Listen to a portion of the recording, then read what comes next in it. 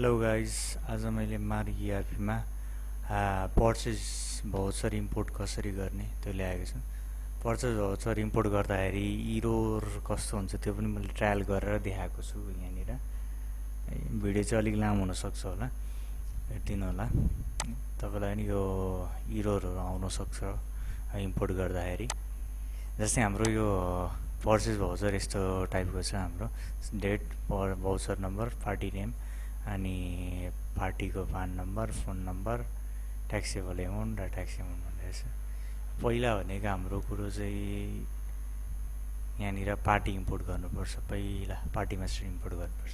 Party master import नगरेर direct सब voucher import गर्दा नि हुन्छ। तर कस्तो हुन्छ भने भाउचर इम्पोर्ट गर्दाखेरि पार्टी नेम चाहिँ प्रत्येकको F2 F2 थिचेर प्रत्येकको बनाउनुपर्छ। यहाँनिर डेटा मेरो यति छ, लगभग धेरै नै भनौँ यति। यसलाई चाहिँ हाम्रो के छ भने फिफ्थ रोको सी कलमको पार्टी नेम छ, डी कलमको पान नम्बर छ, ई कलमको फोन नम्बर छ। यति हामीले पहिला इम्पोर्ट गर्नु पर्यो। कहाँबाट? पहिला मेथड बनाऊ। यहाँ रिपोर्टमा गएर यहाँनिर पहिला यसलाई बुझाइदिनु पर्यो मेथडले के भनेको यो भनेको भनेर। यहाँ गएर पार्टी मास्टर मेथडमा जाने, मेथड बनाइदिने। एउटा ए टाइप गरे। हाम्रो 4 देखि सुरु हुन्छ है। हाम्रो 4 देखि ब्ल्याङ्क छ ल, 4 देखि सुरु गरिदिएँ मैले। इन्टर। अरू छ भने यहाँ के छ भने हालिदिने, छैन भने इन्टर गरिदिने। पार्टी नेम चाहियो मलाई अब सुरुमा। पार्टी नेम इन्टर गरिदिने। यसमा चाहिँ कुन कलम हो त? Party name. Party name C कलम हो, सी कलम। र अर्को यहाँ party CST number, PAN number भन्ने यहाँ तलपट्टि। यो भनेको डी कलममा छ। फोन नम्बर चाहियो, यो ईमा छ। इन्टर गरेर हो कि यहाँ तलपट्टि हेरौँ हाम्रो एक्सलमा ईमा यस ल, ठिक छ। अब इन्ड गरेर यहाँनिर स्क्याप गरेर यहाँनिर तलपट्टि आउने, इम्पोर्ट गरिदिने। अब हाम्रो यो डेटा भनेको कुन चाहिँ डेटा भन्दाखेरि ट्राई डेटा रहेछ। ट्राई डेटा सेलेक्ट, इन्टर गरेँ। इन्टर। अब यहाँनिर सन्ड्री डेप्टर कि क्रेडिटर हो? हाम्रो डेप्टर हो कि क्रेडिटर? पर्चेज भनेको हाम्रो क्रेडिटर हो। क्रेडिटर हो भने डेप्टरमा एउटा वर्ड हालिदिने, एउटा लेटर वर्ड बी हाल्दा पनि भयो। यसलाई हाम्रो बिल बाई बिल हो भने बिल बाई बिल यस गर्ने, नभए नो गरिदिने। मेरो नो छ, नो नै गरिदिउँ ल। यति गरे पार्टी त इम्पोर्ट गरेँ मैले। अब कन्ट्रोल एल थिचेर लेजर हेरौँ। पार्टी त इम्पोर्ट गरेँ, तर सबै डबल डबल भयो है। ल यसलाई डिलिट गरौँ लेजरलाई। त्यो एउटा इरोर भयो। यहाँनिर गएर मल्टी डिलिट, यहाँबाट डिलिट गरिदिउँ। नन वर्किङ लेजर सेयर गरिदिने। हाम्रो सन्ड्री क्रेडिटरमा सबै सप्लायरमा सेलेक्टल थिच्दिने, इन्टर गरिदिने। ल डिलिट भयो। कन्ट्रोल एल थिचेर हेरौँ, लेजर छैन। अब हामीले इम्पोर्ट गर्दाखेरि यसले यो एक्सेल फाइल निकालौँ। लेजर हाम्रो डबल हुनसक्छ। पर्चेज चाहिँ पर्चेज गर्दा डबल हुनसक्छ। पर्चेज भाउचर डबल हुनसक्छ, तर नाम चाहिँ डबल हुनु भएन। हामीले इम्पोर्ट गर्दाखेरि पहिला यति डेटालाई कपी गरिदिउँ। हामीलाई चाहिने यति अहिलेको लागि कपी गरिदिउँ, नयाँ सिटमा निकालौँ। कन्ट्रोल भी। अब हाम्रो यो डेटा चाहिँ कतिदेखि सुरु हुन्थ्यो भने 4 देखि सुरु हुन्थ्यो होला।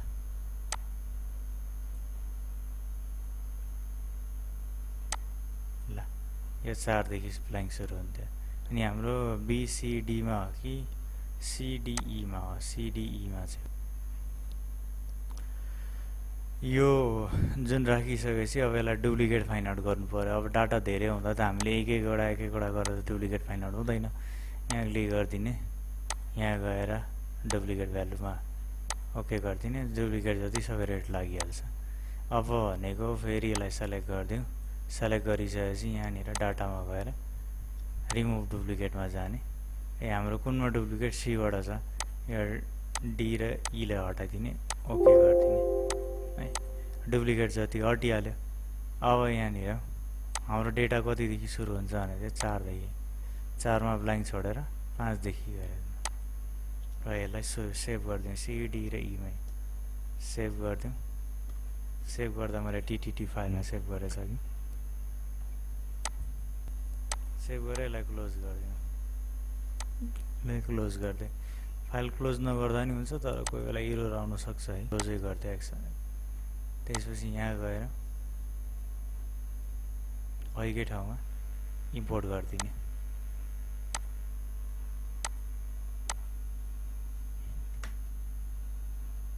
क्रिएटर अनि डेप्टरमा एउटा वर्ड हालिदिने। अब यो मलाई बिल बाई बिल चाहिएको छैन, नो नै गरिदिएँ, तर अहिले चाहिँ बिल बाई बिल नै राख्छ, एक्सेप्ट गरिदिएँ। ल यति गरेर इम्पोर्ट भयो हाम्रो। लेजर इम्पोर्ट भइसकेपछि कन्ट्रोल एल थिचेर हेर्नुहोस् यहाँनिर आइसकेको छ। अब हामीले सन्ड्री डेप्टर के अरे सन्ड्री क्रिएटरको मात्रै हेर्नु पर्यो, ट्याब अप्सन थिचेर यहाँनिर यस गरेर सन्ड्री डेप्टर मात्रै चुज गर्दा भयो, सन्ड्री क्रिएटर सप्लायर मात्रै चुज गर्दा भयो, इन्टर गरिदिने, यो मात्रै आउँछ। अघि हामीले हालेको ठिक छ कि छैन यहाँनिर हेर्नुहोस्, नाम आयो होइन, नाम आइसकेपछि यहाँ तलपट्टि हेर्नुहोस् फोन नम्बर आयो, एसटी नम्बर उयो भ्याट नम्बर, प्यान नम्बर आयो यहाँनिर।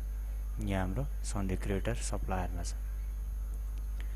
यहाँनिर F3 त्यतिर डिटेललीमा हेर्दा नि हुन्छ। यहाँ हेर्नुहोस्,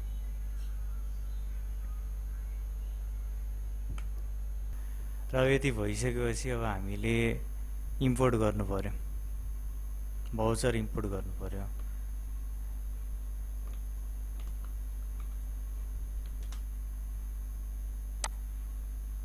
यो भाउचर इम्पोर्ट गर्नु पर्यो। भाउचर इम्पोर्ट गर्नलाई पहिला भनेको हाम्रो ERP ब्रिजरलाई चाहिँ अन गरिदिउँ। यहाँ गएर कन्ट्रोल रुममा ERP BRIDGR यसलाई यस गरिदिउँ। अब त्यसपछि भनेको हाम्रो पहिला मेथड बनाउनु पर्यो, कुन कहाँ जान्छ भनेर मेथड बनाइदिनु। यहाँबाट गएर हाम्रो एकाउन्ट्सको हो, त्यही भएर एकाउन्ट्समा गए मेथड सुरुमा बनाऊँ। यस, हाम्रो डेटा कतिदेखि सुरु हुन्छ? हाम्रो डेटा 4 देखि सुरु हुन्छ, 4 देखि नै हाल्दैन। यो डेट मन्थ र इयर नै भइहाल्यो, कन्ट्रोल W गरिदिने। अब इन्टर गरिदिने यहाँनिर। इन्टर गरिसकेपछि अब हाम्रो सुरुमा के भनेको छ, भाउचर नम्बर चाहियो, सरी डेट चाहियो, भाउचर डेट।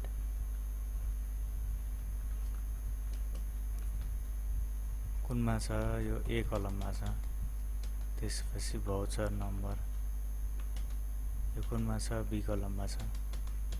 त्यसपछि पार्टी नेम सी मा छ।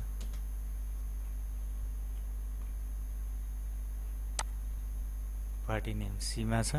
त्यसपछि हामीलाई यो चाहिएन है, यो अघि नै इन्स्टल भइसकेको छ यसमा। त्यसपछि यहाँनिर ट्याक्सेबल एमाउन्ट र ट्याक्स एमाउन्ट रहेछ।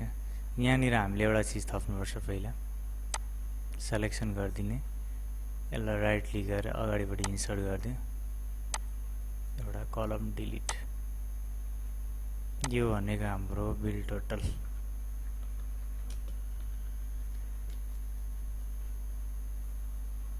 इज इक्वल टु यो प्लस यो बिलको टोटल भ्यालु होला। यसलाई सेभ गरिदिए। अब मेथड बनाउँदाखेरि यहाँनिर एउटा चिज चाहिँ थाहा हुनुपर्छ है, जस्तै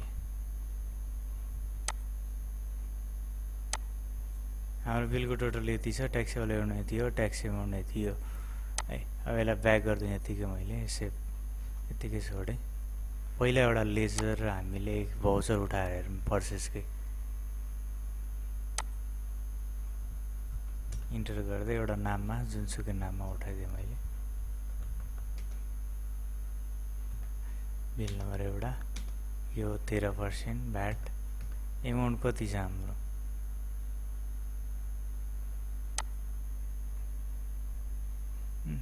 हाम्रो त्यहाँनिर एमाउन्ट भनेको यो एमाउन्ट ट्याक्सेबल एमाउन्ट 37664 37664 ल यति गरेपछि भ्याट एमाउन्ट निस्किहाल्यो यहाँनिर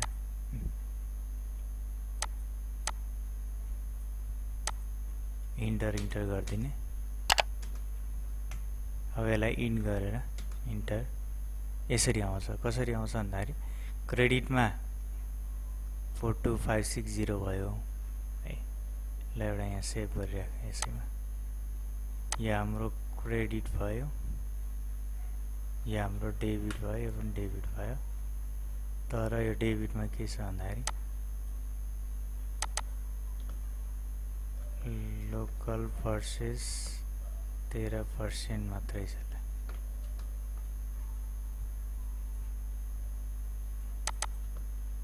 लोकल पर्चेस ट्याक्स छ 13%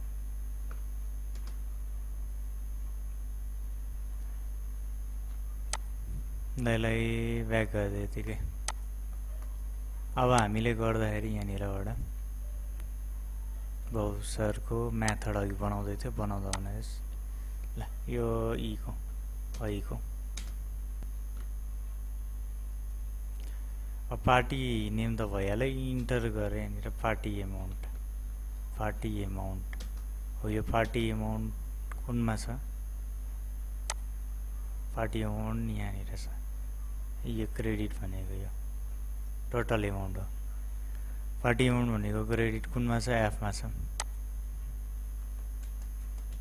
यो क्रेडिटमा हो फेरि अर्को अब हाम्रो ट्याक्सको कुरा आयो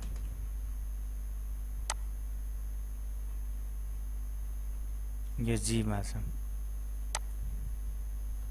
जीमा कुन हो डेबिट साइड हो के हो अब यो लिङ्क गराउनु पर्यो एकाउन्ट लोकल पर्चेस 13% फेरि अर्को यो एचमा यो पनि डेबिट साइड यो चाहिँ लोकल पर्चेस ट्याक्स भयो त लोकल पर्चेस ट्याक्स 13% हुनेछ ल यति गरेर मैले यसलाई इन्ड गरेर सेभ गरिदिएँ अब इम्पोर्ट गर्नलाई हामीले यहाँ आउनुपर्ने हुन्छ एक्सेल फाइलले सेभ गरेर क्लोज गरिदिउँ इम्पोर्ट गर्न यहाँ आउनुपर्ने हुन्छ ट्रान्जेक्सनमा गएर इआरपी फिचर यहाँनिर इम्पोर्ट भनेर छ है हाम्रो कुन हो भन्दाखेरि ट्राई डेटा हो सेलेक्ट यहाँ हाम्रो पर्चेज इम्पोर्ट गरेको माथिपट्टि मेथड चुज गर्नुपर्छ मेथड एउटा मात्रै छ हाम्रो त्योहरू चुज गर्ने आएन यहाँनिर पर्चेज भइहाल्यो अनम्याच भइहाल्यो एक्सेप्ट गरिदिनु ल फेरि जाउँ के भयो देखाएन पर्चेज ठिकै एक्सेप्ट गरेँ यहाँ no data found in Excel भन्दैछ अब यो इरोर किन हो भन्दाखेरि हो यो इरोर चाहिँ मैले फाइन्ड आउट गरेको यो इरोर भनेको हाम्रो यो डेटको कारणले भएको है डेटको फर्मेट भनेको हाम्रो डे मन्थ र इयर हुनुपर्छ है डे मन्थ र इयर हुनुपर्छ यो डटै हुनुपर्छ अब यो चाहिँ कसरी गर्ने त ल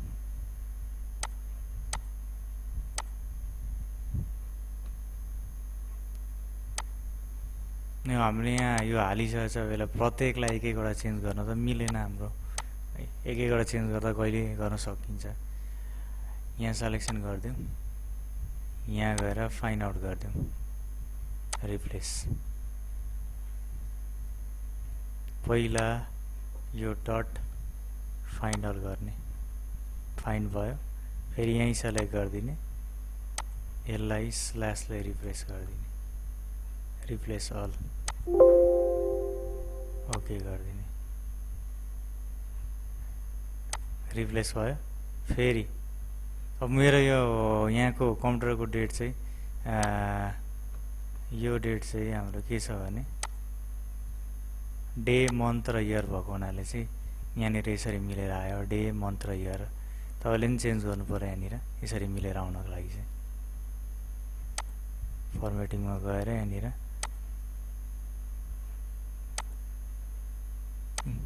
डे मन्थ र इयर यहाँबाट बनाएर ओके गर्न सक्नुहुन्छ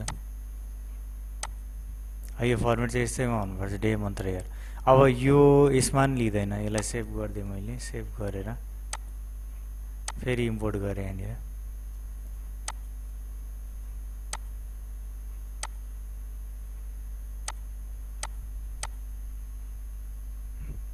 यही भन्छ अब यसलाई यो माइनस जुन यसरी 01 यो 06 को विषयमा यसरी यो दिएको छ माइनस है अब यसलाई चाहिँ के गर्ने भन्दाखेरि हटाउनु पर्यो रिप्लेस गर्नु पर्यो हामीले सेलेक्सन भइके पाराले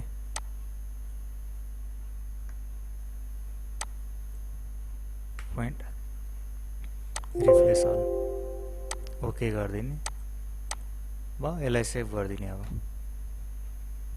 अब यो क्लोज गरिदिउँ र यहीँ गएर फेरि हाल्यौँ यसलाई इम्पोर्ट ट्राई पर्चेज सेभ गरिदिने डाटा इम्पोर्ट भयो हाम्रो यो दुईटा चाहिँ हाम्रो यहाँनिर क्रिएट भएको छैन भने देखाइरहेछ F2 थिचेर बनाइदिने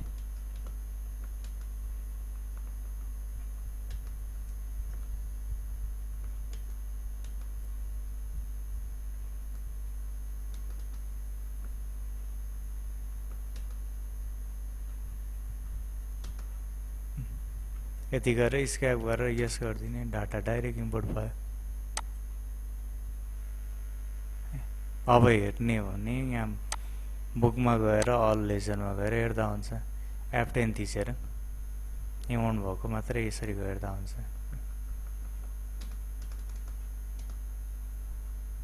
सबै मिलेर आयो